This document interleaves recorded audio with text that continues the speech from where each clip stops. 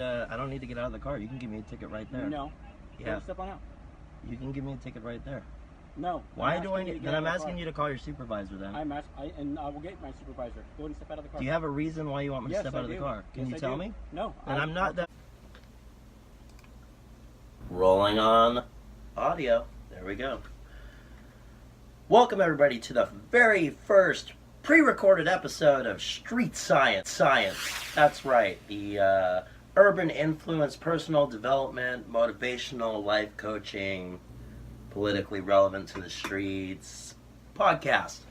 So, I'm doing this early pre-recording because I had a little incident happen to me today, and so I thought that it would be worthy to record this. It's a little heavy though, so I don't know if it's going to be coming out in the first couple episodes or not, but it's pretty juicy. If you went to my Facebook right now, you'd see a live video where I'm getting pulled out of my car by the Concord Police Department.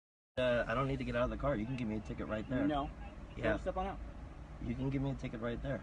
No. Why do I need? Then I'm asking you to call your supervisor. Then. And I will get my supervisor. Go and step out of the car. Do you have a reason why you want me to step out of the car? Can you tell me? No. Then I'm not. Then why would I step out of the car? Because I'm asking you to step out of the car. I don't. You don't have a reason for me to step out of the car. Step out of the car. Can you stop that? I'm going to help you get out of the car. If you don't get out of the car, you have no reason to call. Yes, I do. Can you call your supervisor? You are detained. Can you call your supervisor? For what? So are you going to come out for willingly? What? Get out of the For car. what? Are you going to come out willingly? For what? Are you going to come out willingly? For what? I'm asking you to get out of the car. I'm asking you to. For what? Hang on, let's slow it down for a second. Yeah, Let me give you, please. put Please. your cigarette out, please. I asked him. Okay. Let me give you a quick lesson in California case law. During any traffic stop, you are detained. During that detention, we are within our lawful rights to remove you from the vehicle. I'm asking you why you're detaining me. A traffic stop is a detention. You have invalid registration on your vehicle. That's why you're detained. I have the fix-it ticket. I need to get out of my car for the fix-it ticket? You're going to detain me for my fix-it ticket? Yeah, you're detained. For my fix-it ticket. Every traffic stop is a detention. I have to get out of my. I have to get out of my car for the fix-it ticket. Legally, Okay. I don't have an option to not get out of my car. You don't have an option. When you're ordered out of your car, you have to get out of your car. It's perfectly valid California case law. For what? Get out of your car. I'm asking. All right, I'm getting out of the car. Thank you. Please don't touch me. Try to be kind here, man. You're not. Okay. Can you put your phone down? I'm going to pat you down. Make sure you don't have any weapons on you while I'm talking. Yes. Okay. Thank you. Now do that. Thank you. And they are pulling me out of my car because they said that I looked like I might have a gun, or that yeah. So he said that he didn't know if I had a gun on me, and it was for his own safety. So he pulled me out of the car, even though I didn't violate any traffic laws or anything whatsoever. So what happened was, my registration has expired. So you're gonna be like, oh, you deserved it. No, wait, here, let's listen to the totality of the event here. So I got my registration in the mail, and I owed $260, whatever. I owed some fast track tickets. That's the bay. Sent that in. I'm waiting for my tickets, for my tags, for like 2 months. Because I sent them in, a month after they were due, whatever. I'm struggling. We're surviving. I'll send it in when I can get it. It's fucking tags for a goddamn car. We're going to be all right. Okay, so I sent it in, I paid it, and I got a thing back saying I owed $60 more for something ridiculous, which is a whole nother topic. Some imaginary fucking restitution that I owed some county but I paid everything to the franchise tax board, which is a whole nother thing that we have to do as formerly incarcerated. But moving forward, I got pulled over 4 days ago and got a fix-it ticket in Concord. He gave me a fix-it ticket. Both of them asked me. Both of them. Have you ever been arrested before? After they asked me if I was on probation or parole. I told them, I don't want to answer that. I'm like, okay. And they always get flustered about that. And they try and repeat the question. And then I tell them, I don't want to answer that. You're making this awkward and make me feel fucking guilty. Even though I'm not doing a damn thing. I haven't broken a law in fucking 6 years. Anyway, so I show him the fix-it ticket. And they take that back. He's back there with a buddy. It's an unmarked Caprice with a computer in it. They're wearing Concord PD uniforms. One is a little short, stocky, Hispanic-looking pit bull, as his partner referred to him as he was tearing apart my car. Anyways, how they got into my fucking car in the first place, because I'm not on probation, I'm not on parole, I've been out, no police contact in 6+ years, been working in the social services for 7 years. I got a fucking tattoo on my face, I got tattoos all over, I bumped my music, I'm in a Ford Fusion 2012, and they don't like the look of me. They think that when they look at me that I'm carrying a gun. Because that was his excuse afterwards. I didn't get a ticket or anything, and his excuse was that you looked like you might have a gun. So, this turned into a Facebook Live event, everything. I knew when he was coming back something was going to happen. So I have my phone magnetized on the front of the dash, and this is what every person of color or every person with tattoos, I guess, as well. I'm white, but I got a bunch of tattoos. And so anyways, yeah, you should always have your phone with Facebook on, ready to go to hit the live button. Okay, because I hit it when he asked me to get out of the car. First he asked me for my address, and so I told him he was writing down on a pad of paper that goes in his vest, not, in his little shirt that he took out. And then he asked me for my phone number, and so I asked him why. After I gave it to him, I was like, wait a minute, why am I giving you this? What do you need that for? I was like, it's on the ID, it's the same as the ID. And he was like, okay, well, I'm doing that because I need to. That's my job. And because I'm writing you a ticket now. I was like, okay. I'm worried he's going to write me. I'm trying to figure out what he's going to write me the ticket for, because I already have a fix-it ticket for the registration. So I pissed him off. He's flustered. And when they come back, he wants me out of the car. And we get into a confrontation on fucking live. And I'm like, I'm not getting out of the car. I don't want to. I don't want you to search my car. I don't want to get out of my car. I'm not on probation or parole. I am a fucking U.S. citizen. I am not a Trump supporter or in support of the wall or anything. I'm just saying, I'm a fucking U.S. citizen. I'm not a second-class fucking citizen where you can violate my civil rights whenever you want to and go through my car and search and pat me down and put me in handcuffs whenever you want to, because you think that I look like I'm the type of person that carries a fucking gun. Can you be positive, inspirational, and motivational and still say fuck the police? Yes, you can, if they're violating your fucking civil rights and they're treating it like it's a norm and that it's normal. And then I feel guilty afterwards. I'm like, oh fuck, I should have been killed. I'm like, oh fuck, I'm white. My white privilege has totally saved my ass again. And I feel guilty. I don't know about white guilt, but I just felt guilty today. Fucking, you know what I mean? I felt guilty posting it and adding tags to it and needing to talk about it on the podcast. I was like, should I do it? I'm not black though. I should have fucking, if I was black, they probably would have shot me. If I would have fucking resisted him, I did not resist him. My window was down. That's where I fucked up. That is where I fucked up, because I kept telling him to get his sergeant. All the tricks. I did it all. Facebook Live, the sergeants. These guys did not care. They were ready to kill someone today or fuck somebody up or fuck somebody's day up, and it had to be me. And they're probably out there searching for somebody right now, because this just happened about an hour and a half ago. I'm talking about, this is motherfucking Thursday, July 12th. My name is Michael Garabato, and I am suffering from PTSD residuals right now because you fucking freak out. It's like, I've done nothing wrong in 6 years, yet I am in panic because I think I'm going to jail, even though I didn't do anything. Or that they're going to fucking beat the fuck out of me in 1 second because he's undoing my seatbelt and I need to get out of the car now, or fight. And I fucking just told him, don't fucking touch me, and I grabbed my cell phone. Once I put it on the hood, I was in cuffs and on the side, and the canines came. Whew. Sorry, I gotta light this cigarette. I'm going through it right now. I'm back. Okay, let me say something about this shit too, because I'm not fucking crying about this like this is the first time this has ever happened to me, or anything like that. I have been pulled over so many fucking times in my life and been searched, and I've done 4 prison terms, and I lived on the streets, and I ran the streets, and I was in jail a lot of times, and so I know what time it is, okay? I have a fucking huge scar across my arm from a canine that opened my arm up when I was hiding underneath the house, and a longer story. So, What I'm saying is, they've been doing this for years, for decades, to minorities, African Americans, and poor people, anybody that's not white and middle class or upper class, or a police officer with blue blood. Gotta have that blue blood, they're gangbanging. I'm telling you.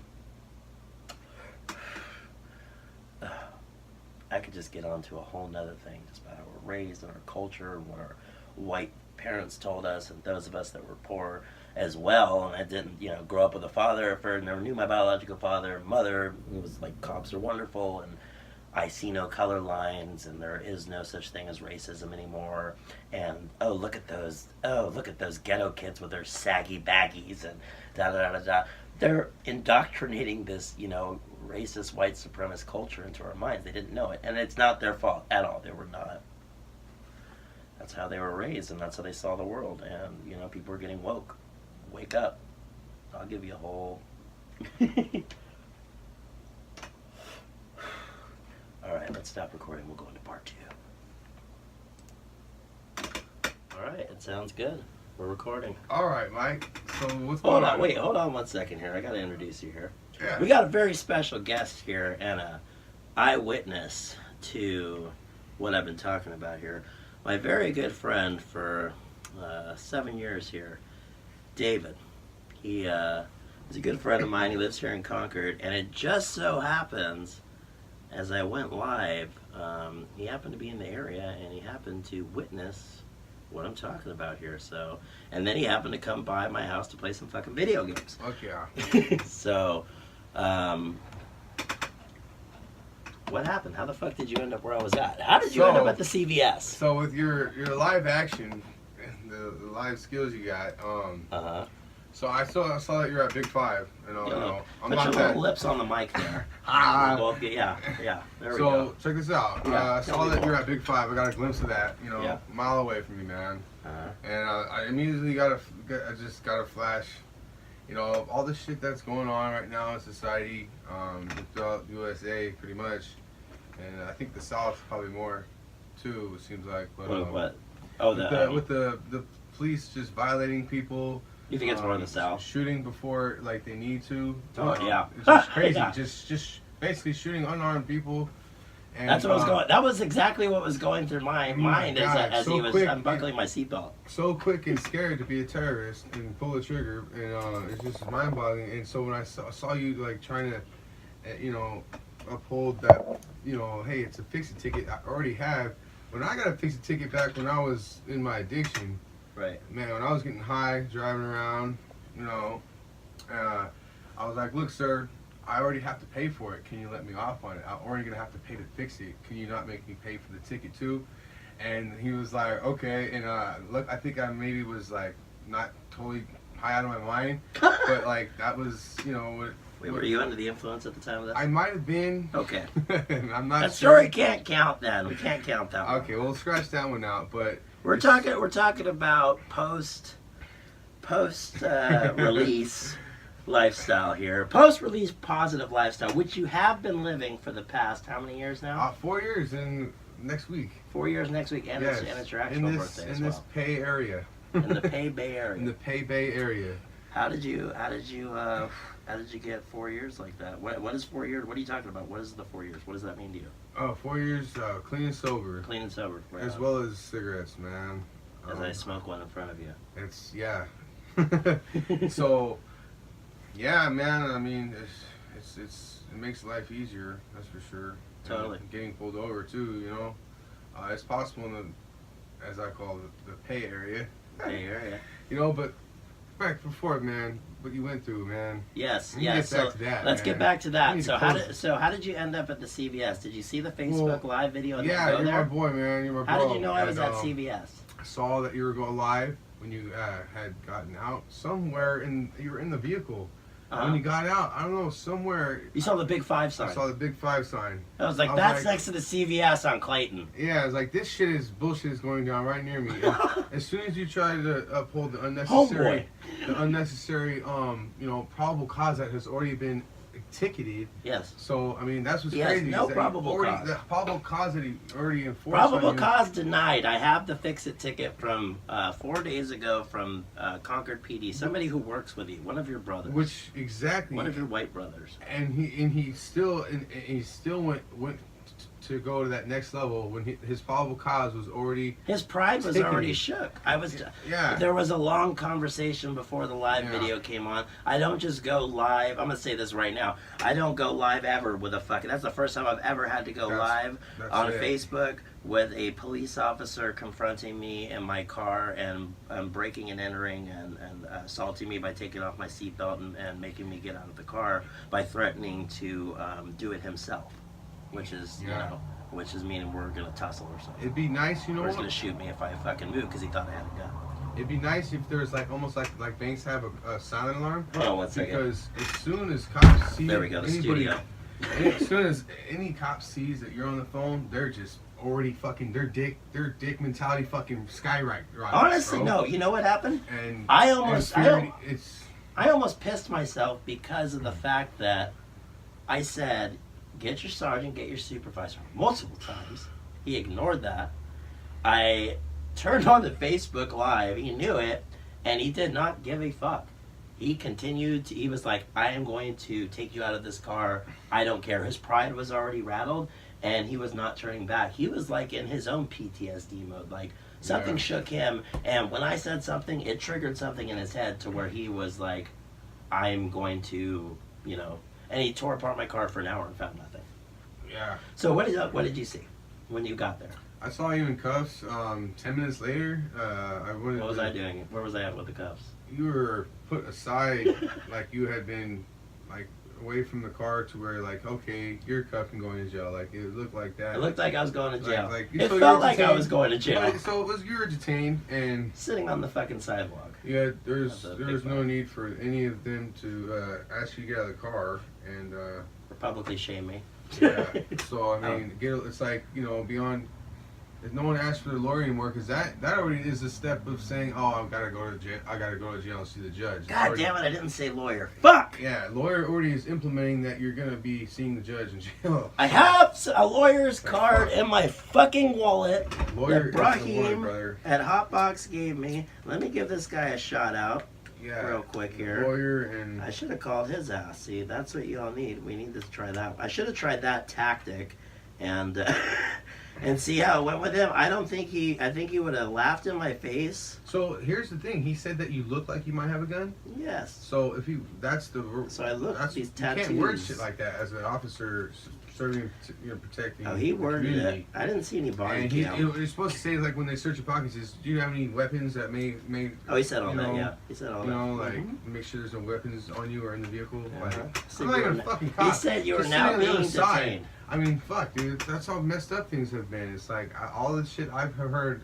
in your position, getting arrested, pulled over, harassed, triple fucking cop car team. You know, Let me ask you All this. that Let me shit. ask you this on the personal level. So, okay, so Personal. you saw me He hooked wants to get up. personal. Let's get personal, so because you're just like me. We're formerly incarcerated here. Yeah. So, what was going through your head after I miraculously was let go, and then I get into my car and I pull forward, and I see you with Bella, your dog, in your hands coming out of the CVS, and you're looking at me with your eyes, but you see the cops behind me, Yeah. and I seen this look in your eyes. So what was it going through your head? Man, I'm like, they're like, fuck, I'm here, man, and like. And I started talking to you. I felt like you were scared that the cops were going to approach you because I started talking to you after that.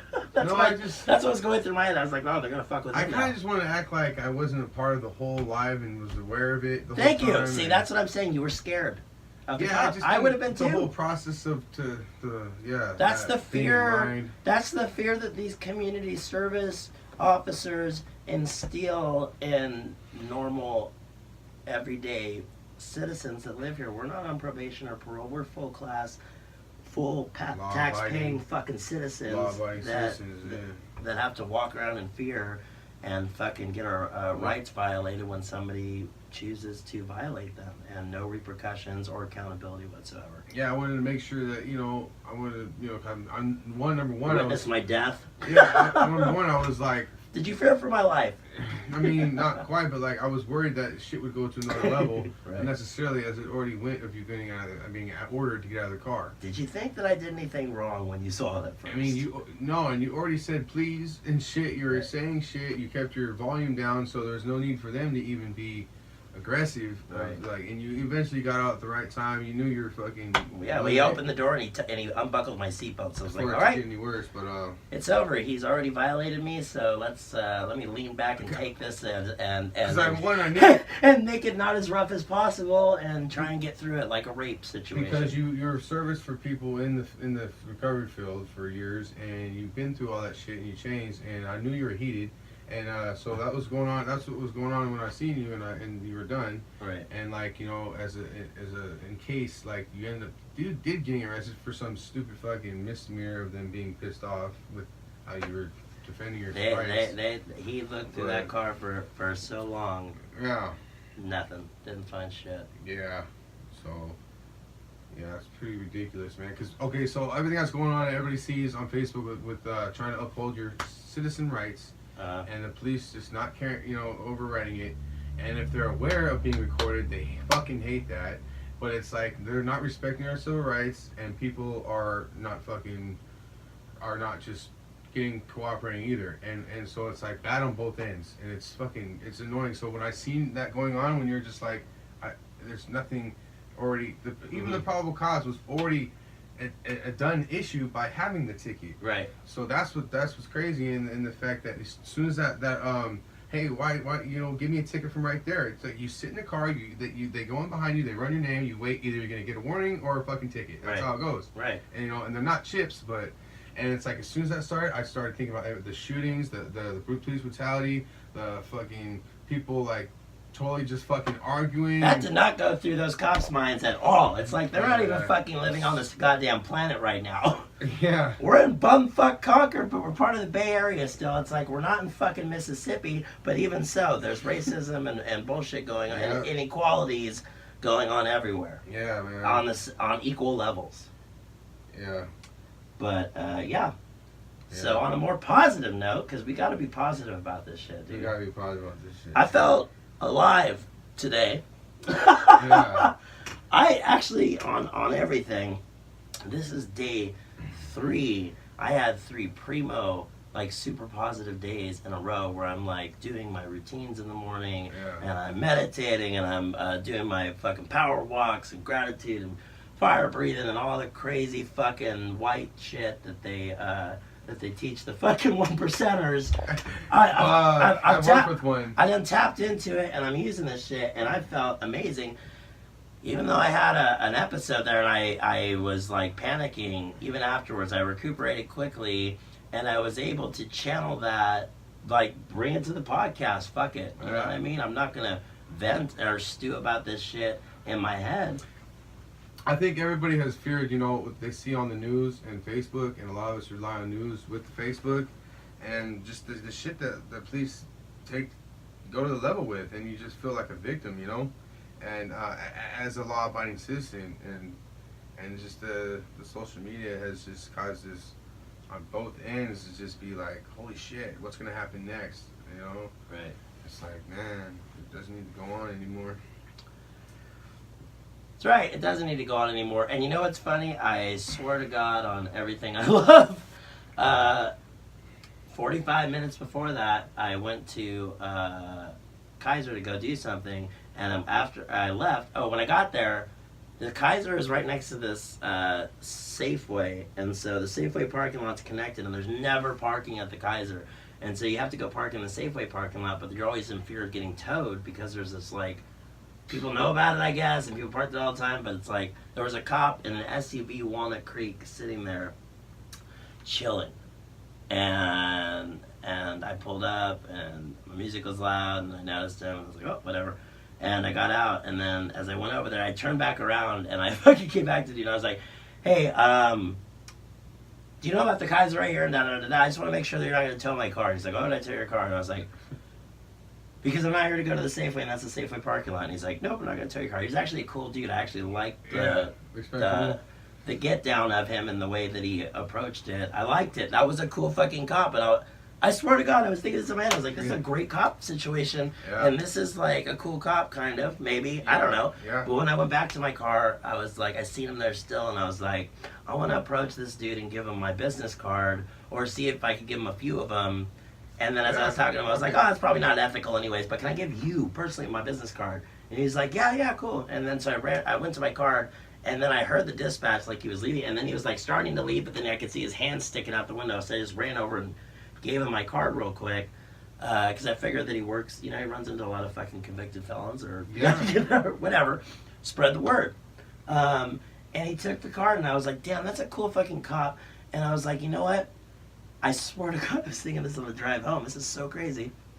I was like, dude, that's how you build relationships in the community. Is like one person at a time, going up to a cop, and like talking to them, or getting down with them on some social shit, or seeing where they're at.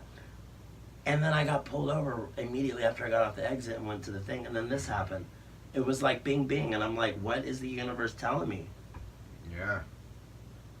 It was, wow, that blows my mind. Well, let me tell you, Walnut Creek is compacting. There's nowhere to park, and there's a lot of shit going on. So much in the Bay Area now. And Walnut Creek was a cool cop. It's a roller coaster. It was Concord PD that fucked me up though. Yeah. Where I live at, that scares me even more because it's got my address. Those motherfuckers could run in here right now. They got 2 ex-cons here. But I'm not on paper. If they run up in this house, I'm calling the lawyer. I am calling the lawyer. Because I don't know what they're doing out here. There's probably some dirty ass shit going on. Fear for my life right now. That's the eerie shit. That's that shit like that one rapper that just died. What was that rapper that just got shot? XNXX. Yeah, whatever. I don't know. Yeah, that dude. No, but for real, he was like a poetic rapper and shit. Sad. And he just talked about getting shot by the cops, and they fucking killed him. Watch they kick down his fucking door, and we're in fucking jail tomorrow. At least we got the podcast and the video, but they'll probably destroy it. So I'll try and click the upload button as soon as possible if you guys hear something, or just call somebody. Fucking tell my mom. No one can help us. Fuck, call a lawyer, a relevant lawyer. Community Affairs IA. Yeah. Cochran's dead, isn't he? So what did we learn tonight? What did we learn tonight? We learned a couple things. I'm going to ask you, what did you learn tonight? Because you heard the first segment, and then we talked right now. So go ahead and get up on that mic and tell me what you learned tonight. Fuck the police. I agree with that. Can you be positive, though, and keep that mentality? Yeah. What I like to do is tell them how the shitty character they're being, and just fucking surrender to the fucking process for me today. I did. And I like that. You did a medium there. I had a side chat with one of them. I told him that's not how you relate with the community, and this is why shit like. I thought I heard some good chatter, and that's when I commented. He was feeding me bullshit, yeah. And I was just going along with a little bit of it, but then I got annoyed with it, and I was like, he was ridiculous. A white guy with tattoos, bald head, with a backpack. He's obviously homeless, and he's formerly incarcerated, and he's a white boy, and he recognizes me as a white guy with tattoos, and he automatically relates as we've done prison time, or this guy's done prison time, and he says, "Are you all right, homeboy?" And I'm down on the sidewalk, and I actually said, "No, homeboy, I'm not all right." And the cop immediately that was next to me, that was trying to play the cool cop, jumped on it and fucking barked and said, "What if he is? And what are you gonna do?" Yeah. And the two kept going. He fucking was like, "Oh shit, these cops are not fucking around." Yeah, there's too much. They are too aggressive. They were like fucking ready to go. Defensive hate going on, man. It was an unmarked Caprice. It was Task, but they were wearing plainclothes PD uniforms. It was a fucking dead spot for them, and they were hungry and bored to fucking. So for me, like when I got pulled over and harassed and violated and shit. I let them know, like, hey, look, you've already seen that I have no weapons and all that, and I'm being compliant, I'm being respectful with you, and you keep going. I'm like, I need to get going. I don't have no more time for this. It's the best, like, the rudest, best shit I could say without, pissing them off too much, and then next thing you know, I'm getting my socks taken off, fucking all kinds of shit, and it's like, because of how we look and how we talk, and Once they establish that there's no weapons, there's no need for them to fucking. You're not getting arrested or anything. There's no need for them to fucking treat you. There was no and crisis, your car. de-escalation whatsoever. The Yeah. man was escalating the situation the whole time, and the Yeah. guy on the right tried to play, let's slow down. I said, yes, let's slow down. But he did not slow it down. He said, slow down, I'm going to give you some case law. Check it out, motherfucker. I fucking, every fucking time I've been locked up, I do fucking case law, and I study my case on the side, and I took a fucking case to trial with my fucking co-defendant, who was my connect, and fucking lost, and didn't fucking rat on anybody. But I know what the fuck I'm talking about, and I know about my civil rights, and I know when I'm fucking being violated, and I know when someone's wrong and when someone's right, and when you hear and see truth, what is truth is truth. That's it. It's gonna shine, and it's gonna come out, and you're a they're so ugly. There's no need for any law order. He said he gave you an order which contradicted any reason for him to give you that order. Okay, we're on a long segment here, so I'm gonna have to wrap it up. We got a little bit derailed. Yeah, The PTSD. See how it gets though? That's from how you feel though. But that's how you feel, and if you live this type of lifestyle, or you know people that live this type of lifestyle, or they've been locked up, or they've been in gangs, or they've been wherever. If you live this lifestyle, this is kind of like how we think and how we process shit. And I'm a motivated dude, and I'm a positive person. I do gratitude every day, and I pray every day to my Me too.